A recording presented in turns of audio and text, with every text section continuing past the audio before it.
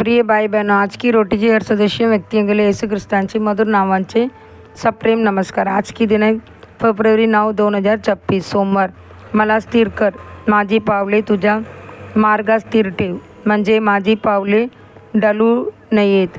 मी तुला हाक मारली आहे, कारण तू मला ऐकशील। हे देवा, आपले कान माझ्याकडे वळव आणि माझी विनंती ऐक। स्तोत्र 17वा अध्याय 5 आणि 6 वचन। जेव्हा आपण देवाची उपस्थितीत येऊन बसतो तेव्हा प्रार्थना आपल्या आत एक गौरवशाली कार्य करते। देव आपल्याला स्थिर करतो, बल देतो आणि नीतिमत्वात दृढ करतो। तो आपल्यात अंतःकरणाला धैर्य व सामर्थ्य देतो आणि आपल्याला पवित्रतेपासून अधिक पवित्रतेकडे वाढण्यास मदत करतो। आपण येशू ख्रिस्तावर विश्वास ठेवल्या त्यामुळे तारण पावतो। येशूच्या रक्ताने आपली पापे धुतली जातात, तरी तारणानंतर आपल्या जीवनाचे शुद्धीकरण होणे व ते दृढपणे स्थिर होणे अत्यंत आवश्यक आहे।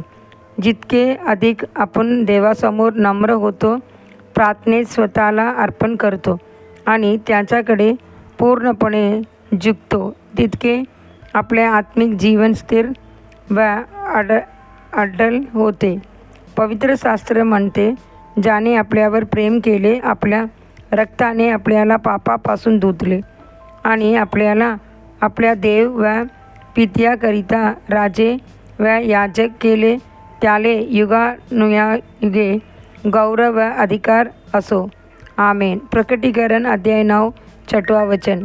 आपण केलेली लहान पापे दुर्लक्षित केली आणि त्वरित त्यांचे सुधारणे टाळले, तर ती अचानक आपल्याला मोठ्या पतनात नेऊ शकतात। देहाची कृत्यापासून आपल्याला शुद्ध यावे लागेल, निरर्थक शब्दापासून शुद्ध यावे लागेल, कामुक दृष्टीपासून शुद्ध यावे लागेल। आपण अशुद्ध जगात राहतो। मानवी इच्छा, कृत्ये व विचार सर्व काही अशुद्धतेने कलुषित झालेले आहे। अशा जगात पवित्रता टिकवून ठेवायची असेल तर देवाची उपस्थितीत किती खोलवर नम्र द्यावे लागते आणि त्यांची शुद्धी करण्याला किती मनापासून समर्पित यावे लागते। प्रभूवर अवलंबून राहणे व पवित्र आत्म्याची मदत मागणे अत्यावश्यक आहे। म्हणून प्रार्थना करा। लोकांपासून आपण आपल्या चुका व अपयश लपवू शकतो, पण प्रभूपासून कसे लपवणार? पवित्र आत्म्यापासून काहीही कसे लपवणार?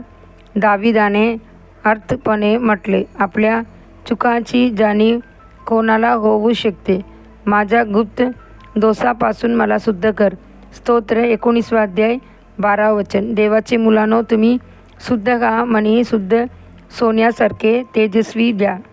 वारावर कसरत व पडत न राहता प्रभूची मागे स्थिरपणे चला। तर तुम्ही प्रार्थनेचे युद्ध बनलात तर वैयक्तिक प्रार्थना केवळ तुम्हाला आधार देणार नाही, ती तुम्हाला दृढपणे स्थिर रही करेल। अधिक म्हणण्यासाठी वचन, कारण तू प्रभूला माझ्या आशयाला अतिशय उच्च देवाला आपले निवासस्थान केले आहेस, त्यामुळे कोणतेही वाईट तुझ्यावर येणार नाही, कोणतेही रोग तुझ्या निवासाजवळ येणार नाही, कारण तो आपल्या देवदूतांना तुझ्याविषयी आज्ञा देईल की ते तुझ्या सर्व मार्गात तुझे रक्षण करतील। स्तोत्र 91 अध्याय 9 आणि 11 वचन।